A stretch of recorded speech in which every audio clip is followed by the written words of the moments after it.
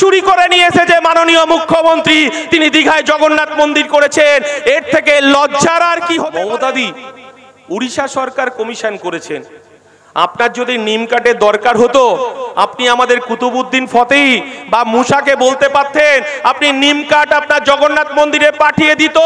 ওড়িশা সরকার দাবি তুলেছে নিম কাঠটা পর্যন্ত চুরি করে নিয়ে এসেছে মাননীয় মুখ্যমন্ত্রী, তিনি দীঘায় জগন্নাথ মন্দির করেছেন, এর থেকে লজ্জার আর কি হতে পারে?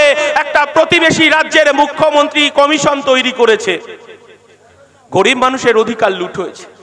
আপনি হিন্দু পাড়ায় গিয়ে বলছেন মুসলমানের টুপি পরার দল, আর আপনি মুসলমান পাড়ায় গিয়ে বলছেন বিজেপির দালাল, বিজেপিকে রুখতে হবে। আব্বাস সিদ্দিকী, নওশাদ সিদ্দিকীর বিজেপির দালালি করছেন, আপনার বলতে লজ্জা করছে না? মাননীয় মুখ্যমন্ত্রী, আপনি তো বলেছেন আপনি নাকি মুসলমানদের রক্ষাকর্তা, আপনি হিজাব পরুন, বোরখা পরুন। জগন্নাথ মন্দির উদ্বোধনের পর আপনি আরো বারবার হিজাব পরুন, কিন্তু আপনি মুসলমানদের রক্ষাকর্তা হয়ে আপনি ঈদের 2 দিন ছুটি ঘোষণা করতে পারলেন না।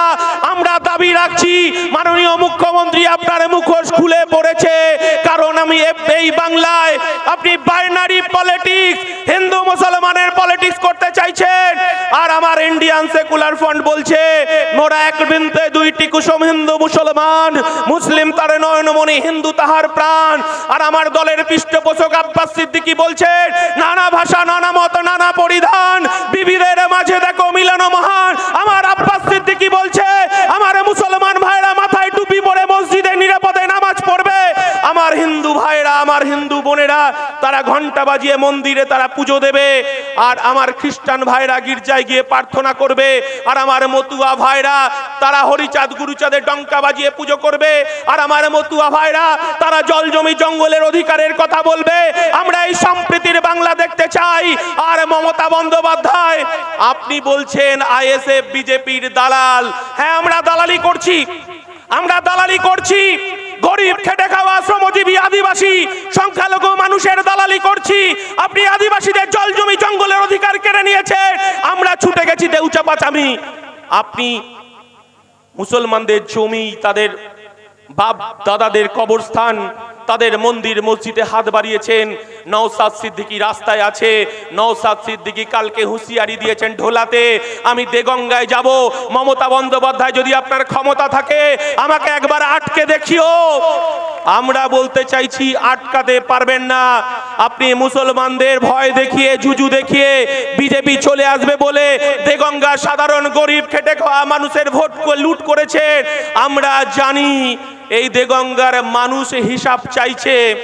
আমরা তো দেখেছি বামাউলে দেগঙ্গায় শহীদুল্লাহ মহাবিদ্যালয় কলেজ হয়েছে, চিত্ত বসু মার্কেট হয়েছে। রহিমাদি, আপনি তো বলেছিলেন 10,000 মাদ্রাসা তৈরি করে দেবেন। কটা মাদ্রাসা হয়েছে দেগঙ্গায়? উত্তর তো আপনাকে দিতে হবে। রহিমাদি, আপনাকে উত্তর দিতে হবে।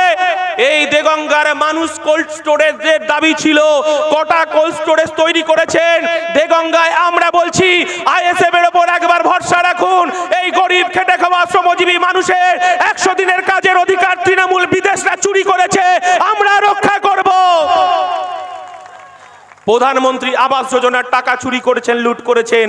আমরা বলছি গরিব মানুষের অধিকারকে ফেরত দিতে হবে। পঞ্চায়েতের টাকা লুট করেছেন, পঞ্চায়েতের ঘরের টাকা লুট করেছেন, পঞ্চায়েতের ত্রিপল চুরি করেছেন, মিড ডে মিলের চাল ডাল চুরি করেছেন।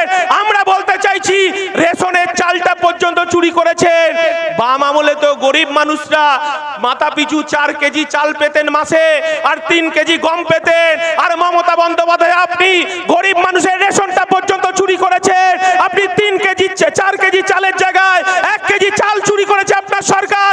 3 কেজি চাল পাচ্ছে, তার হিসাব বুঝে নিতে হবে দেগঙ্গার মানুষের কাছে। আর আপনি বলতে পারবেন না বিজেপিকে ভয় দেখিয়ে মুসলমানদের ভোট আপনি নিতে পারবেন না। আপনার মুখোশ খুলে পড়েছে। 1998 সালে ফিরে যান। এই কথাটা বলছি এই কারণে, 1998 সাল তৃণমূল কংগ্রেস তৈরি হলো নাগপুরের নির্দেশে, আরএসএস এর নির্দেশে। এই বাংলায় মমতা বন্দ্যোপাধ্যায় বাম সরকারের বিরুদ্ধে আপনি বিজেপিকে ডেকে নিয়ে এসেছেন, আপনি বিজেপির সঙ্গে গাঁটছড়া বাঁধলেন। আমরা কি দেখলাম? মমতা বন্দ্যোপাধ্যায়, আপনি লোকসভা নির্বাচনে আপনি বিজেপির সঙ্গে জোট করলেন। দমদম থেকে তপন সিদ্ধার আমরা কেউ ভুলে যাইনি। আর কৃষ্ণনগর থেকে সত্যব্রত মুখার্জি, ঝুলু মুখার্জিকে পার্লামেন্টে পাঠালেন।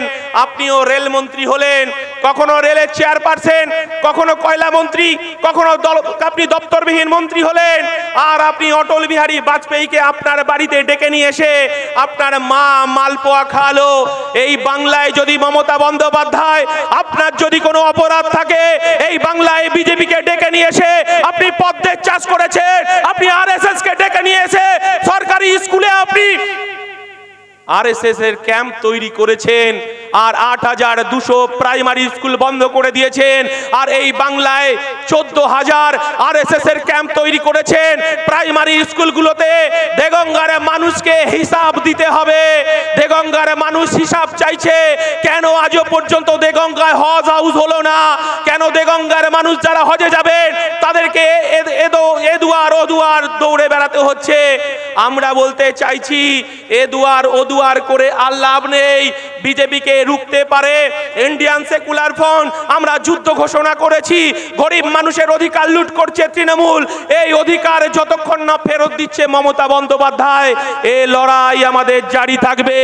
এক বুক রক্ত দেব, সাম্প্রদায়িক সম্প্রীতি নষ্ট হতে দেব না, এটাই আমাদের শপথ। আমরা বলতে চাইছি 1992 সালে ফিরে যান। 1992 সাল, ভারতবর্ষের ধর্মনিরপেক্ষতা, ভারতবর্ষের ঐতিহ্য, ভারতবর্ষের গরিমা। সেদিন বাবরি মসজিদ ধ্বংস হলো। আমরা কি দেখলাম? সারা দেশে সাম্প্রদায়িক আগুন লাগতে শুরু করলো। উত্তরপ্রদেশ জ্বলছে, বিহার জ্বলছে, ঝাড়খণ্ড জ্বলছে, পাঞ্জাব জ্বলছে, ত্রিপুরা জ্বলছে, আপনার দিল্লি জ্বলছে, তামিলনাড়ু জ্বলছে, কর্ণাটক জ্বলছে, সারা ভারতবর্ষে আগুন জ্বলছে। বাবরি মসজিদ কেন ধ্বংস করলো আরএসএস বিজেপি? আমরা দেখলাম পশ্চিমবঙ্গে, তখন আমার মা ভয়ে আমার বাবাকে বলছে ঘরের লাইটটা বন্ধ করে দাও, আমার পশ্চিম বাংলায় আগুন জ্বলবে, আমার যে ছানা পোনাগুলো আছে তাদেরকে হয়তো সাম্প্রদায়িক দাঙ্গায় প্রাণ যাবে। আমার বাবা তখন বলল, আমি ঘুরে আসছি পাশের মুসলমান গ্রাম থেকে। আমার বাবা তখন মসজিদ কমিটি, আমার চাচাদের সঙ্গে মিটিং করলেন, টুপি পরা চাচা, বোরখা পরা চাচিদের সঙ্গে মিটিং করলেন। মিটিং করে রাত্রি 10টার সময় বাবা বাড়ি ফিরে এসে আমার মাকে বলছে সব লাইট জ্বালিয়ে দাও। আমি পাশের বাড়ি, আমার পাশের গ্রাম মুসলমান, আমার চাচা, আমার কাকাদের সঙ্গে মিটিং করে এসেছি, আমরা রাত পাহারা দেব। ও পাড়ার মুসলমান চাচা টুপি পরে, বোরখা পরে চাচি, আর আমার কাকা জেঠারা, আমরা রাতের অন্ধকারে মসজিদ পাহারা দিয়ে, আমরা রাতের অন্ধকারে মন্দির পাহারা দিয়েছি। আমরা সাম্প্রদায়িক সম্প্রীতি নষ্ট হতে দিইনি। আমরা সেই সম্প্রীতির কথা বলছি। আব্বাস সিদ্দিকী, নওশাদ সিদ্দিকী, সেই সম্প্রীতির কথা বলছি। আমরা বলতে চাইছি যে এই সম্প্রীতি কোনো মতেই আমরা নষ্ট হতে দেব না।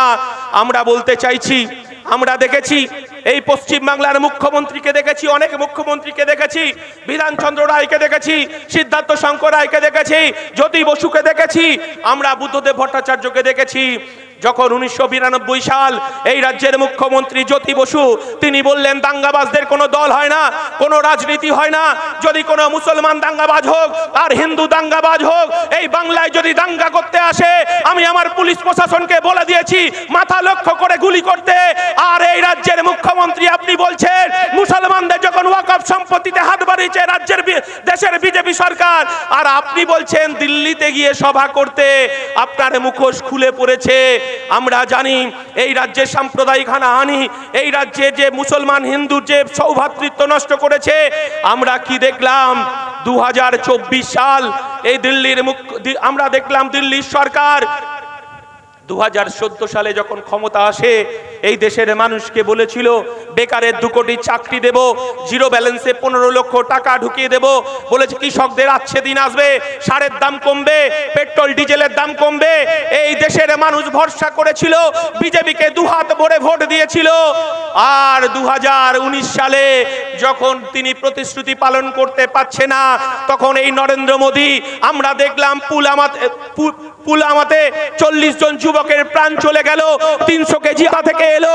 আমরা জানতে পারলাম না, আমরা পরে জানতে পারলাম যে 300 কেজি ছিল যে গাড়িটা, সেই গাড়িটা গুজরাটের নেম প্লেট ছিল।